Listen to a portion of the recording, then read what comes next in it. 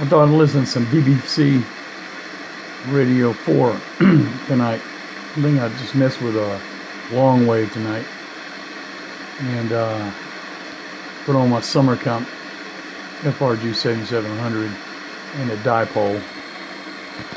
I got nothing. Oh well. Let me try another radio. I try to avoid all that celebrity nonsense. But to be fair, I do like that show. Do you? Well, I certainly have a signal there. Right now. Look, this is going to come out at some point, and I've learned from the past, if it gets delayed, things get really awkward. What are you on about, Sam? You married?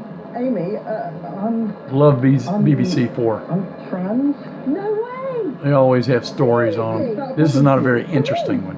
I like the stories that are set back in the 1940s, 50s, and early 60s. Those are really good storylines. Okay, have a nice evening. Signal Hunters out.